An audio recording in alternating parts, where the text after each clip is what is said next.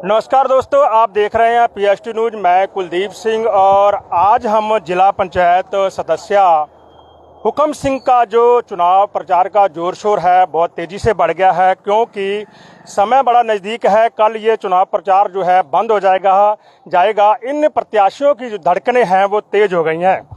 आज इसी क्रम में ये यहाँ पर कर्णपुर क्षेत्र में प्रचार करने के लिए पहुँचे हुए हैं और इनके साथ में वरिष्ठ नेता डॉक्टर शैलेंद्र मोहन सिंघल जी भी पहुंचे हुए हैं और गांव में प्रचार प्रसार जोर शोर से चल रहा है। और इस पूरे मामले पर उनका क्या कहना है और प्रत्याशी के मामले में उनकी क्या जानकारी है, इनसे बातचीत करते हैं। डॉक्टर साहब नमस्कार। नमस्कार साहब। चुनाव प्रचार जो है आखिरी दम पर पहुंच चुका है और आप भी जोर शोर से लगे हुए हैं, कैसे देख रहे हैं माहौल को? देखिए, हुक्म सिंह जी जो हमारे भारतीय जनता पार्टी द्वारा समर्थित प्रत्याशी हैं बेलजोड़ी सीट पर, बहुत अच्छा प्रचार चल रहा है। और सबसे अच्छी बात यह जो हमारे प्रत्याशी हैं वो एकमात्र ऐसे प्रत्याशी हैं जो स्थानीय रूप से निवास करते हैं, और सारे अन्य जो प्रत्याशी इनके सामने हैं वो क्षेत्र के डेवलपमेंट की बात करते हैं, पर उन्होंने अपना डेवलपमेंट क्षेत्र से बाहर जाकर तो कर लिया। अब जब इलेक्शन का समय आया तो उन्हें क्षेत्र की याद आई। बहुत अच्छा लगा कि भाई बाहर वालों को भी क्षेत्र की याद आ रही है, पर हमारे प्रत्याशी यहीं के प्रधान हैं, यहीं पर निवास करते हैं और सुख दुख में हर समय शामिल होते हैं। तो मैं यही कहूँगा कि जनता सब समझती है कौन स्थानीय कौन बाहरी है। बाहरी व्यक्तियों को नकारेगी और स्थानीय लोगों को अपने गले से लगाएगी। डॉक्टर साहब, ये एक बात बताइए कि आप जो प्रचार कर रहे हैं, पार्टी की ऐसी कौन सी उपलब्धियां और जन कल्याणकारी जो योजनाएं हैं जिनको लेकर आप प्रचार करके इनको मतदाताओं को इनके पक्ष में अपील कर रहे हैं कि वोट करें इनको? देखिए, अगर जन कल्याण योजना की बात करें तो उसके लिए तो खैर मुझे बहुत लंबा समय लग जाएगा आपसे बात करने में। पर आपसे इतना कहूँगा कि जनधन खाते से और डिजिटलाइजेशन, मुझे याद आता है कांग्रेस का वो चिदम्बरम जी ने कहा था कि क्या एक सब्जी वाला QR कोड से सब्जी खरीदवा सकता है, जब मोदी जी ने वो स्कीम लाए। और आज देखते हैं कि हर आदमी के पास QR कोड से पेमेंट करने की सुविधा है। और मकानों की आप देखें कितनी बड़ी फेयर लिस्ट होती जा रही है। हर घर में जल की योजना आ रही है। अनाज कितने ही सालों कोरोना से गरीबों को फ्री मिल रहा है और बिजली के कनेक्शन है। अब साथ साथ हमें जो स्वयं सहायता समूह महिलाओं के लिए, उनके लिए विशेष तौर से लखपति दीदी की योजना जो आई है, उससे हमारी बहुत सी बहनें अपना कारोबार भी कर रही हैं और उसमें समूह के रूप में अपना कारोबार बढ़ा रही हैं। तो इस तरह से अनेक योजनाएं हैं जिसको हम जनता तक, और जनता समझती है, इन सब योजनाओं को समझ भी रही है। अच्छा, एक छोटा सा सवाल और है कि आपकी पार्टी में 2 कार्यकर्ता थे और 2 कार्यकर्ताओं ने आपकी तस्वीर लगा के खूब प्रचार किया। अचानक एकदम ऐसा क्या हुआ कि एक को निष्कासित कर दिया और एक को आपने कैंडिडेट बना दिया और वो नाराज होकर निर्दलीय लड़ रहा है? इस पर असर नहीं पड़ेगा? देखिए कि उनको मनाने की काफ़ी कोशिश, समर्थन तो एक को ही दिया जा सकता था। अब जो भी क्षेत्र की भावनाएं आई, पर्यवेक्षक आए, उनकी रिपोर्ट गई और उसके अनुरूप पार्टी ने अपना निर्णय लिया। तो उन्हें हट जाना चाहिए था, कायदा तो यही था। अब वो लड़ रहे हैं तो उनकी मर्जी है, हम उसमें क्या कह सकते हैं, क्योंकि लोकतंत्र में किसी को जबरदस्ती तो रोका नहीं जा सकता।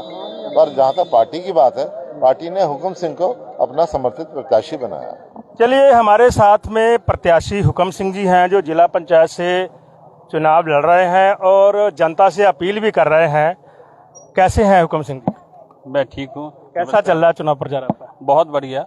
और मैं आपको बताना चाहता हूँ जी कि जितने हमारी जिला पंचायत में गांव हैं, 11 गांव इसमें आ रहे हैं।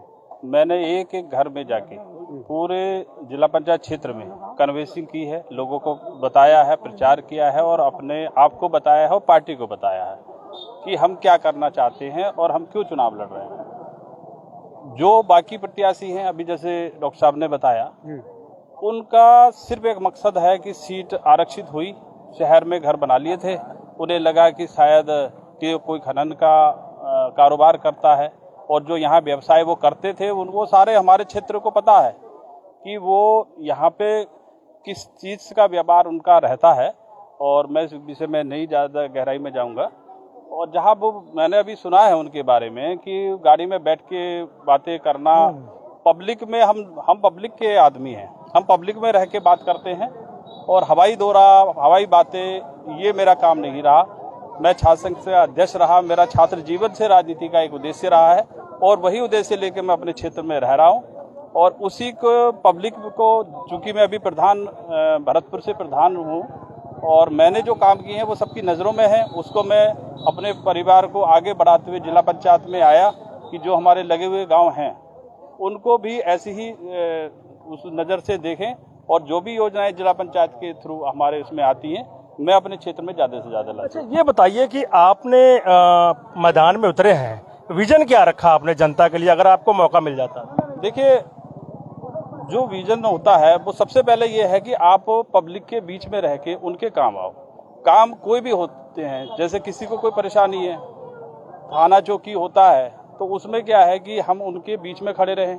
जहाँ तक सुविधाएं हैं, जैसे हम करणपुर में हैं, अभी हमने देखा यहाँ जिला पंचायत की ज़मीनें हैं, उसमें उनके घर बने हुए हैं, तो उन घरों को हम सरकार, क्योंकि हमारी सरकार है, और हम कोशिश करेंगे कि सरकार से मांग करेंगे, क्योंकि मैं जिला पंचायत में ही जाऊंगा, उसमें जाकर हम ये कहें कि इनको स्थायी निवास इनको दिया जाए, इनको नियमितीकरण किया जाए, इनको रहने के लिए यही जगह जो इनकी है वो वहीं रहें। ये मेरा करणपुर वालों से वादा है कि मैं सरकार से इसकी मांग करूंगा कि इनके जो है स्थायी इनको किया जाए। ये सबसे बड़ी बात यह है कि जितने भी प्रत्याशी आपके विरोधी मैदान में हैं, वो कह रहे हैं कि जैसे कल आपने सुना है कि एक जिला पंचायत नरलिया प्रत्याशी ने, चरणजीत सिंह ने बयान जो भी दिया आपने सुने, वो कहते हैं कि बाकियों को पूछोगे उनको विजन ही मालूम नहीं है।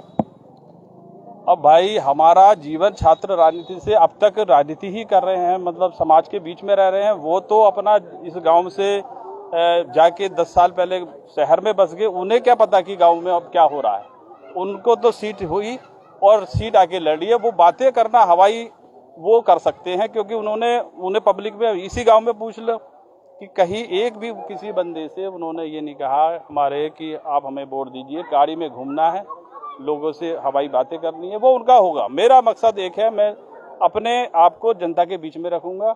मेरा घर पास में है, जब मर्जी कोई भी आ सकता है, मैं इनके बीच में रहूंगा। वो शहर से आके अगर ऐसा चुनाव लड़ना उनकी हो सकता है, भाई मैं तो साधारण परिवार से हूँ, हो सकता है उनके परिवार में बहुत ऐसा कोई वैसा रहा हो जिससे कि उनकी छवि ऐसी हो कि वो आए और चुनाव लड़ें और फिर शहर चले जाएं। ऐसा लगता है आपको? ऐसा हो सकता है उनको कि शायद ऐसा कोई यहाँ की जनता उनको उस तरीके से मान ले, लेकिन जनता को उनका स्थायी व्यक्ति चाहिए। क्या अपील करेंगे? आप प्रचार कर रहे हैं, जनता भी आपके साथ है, और किन किन क्षेत्रों में प्रचार आपका किस तरीके से चल रहा है? और मेरे ख्याल कल जो है 26 तारीख है, कल शाम तक प्रचार जो है वो थम जाएगा। देखिए, मैं जब से चुनाव की प्रक्रिया शुरू हुई, मैं उसी दिन से आज तक जनता के बीच में रह रहा हूँ। एक एक वोटर से मिला हूँ, उनको बताया है अपने बारे में और उनके विषय को जाना है, उनको क्या परेशानी है। मैं यही कहूँगा कि मैं उनके बीच में रहूँगा और जो उनकी परेशानी है उनको समाधान करूँगा। जनता की अपील को, आपका चुनाव निशान क्या है? मेरा कैची चुनाव है, और इसी कैची की उस पर मोहर लगानी है। मैं जनता से अपील करूँगा कि सभी लोग मिलके, मैं भाजपा से समर्थित हूँ, और 6 नंबर पर कैची का चुनाव चिन्ह है, उस पर मुझे वोट दीजिए, अपने बीच के व्यक्ति को कामयाब कीजिए। धन्यवाद। चलिए, धन्यवाद। आपने बहुत अच्छा जो है जनता को आपने बारे में बताया, और ये वास्तव में कहीं ना कहीं ये चीज़ सच साबित होती है कि हमारा जो विजन है वो पारदर्शिता के साथ होना चाहिए। फिलहाल आप इस वक्त जो जुड़े हुए हैं पीएसटी न्यूज़ के साथ, और हम बहुत जल्द ही दूसरी वीडियो के साथ आपके साथ हाजिर होंगे।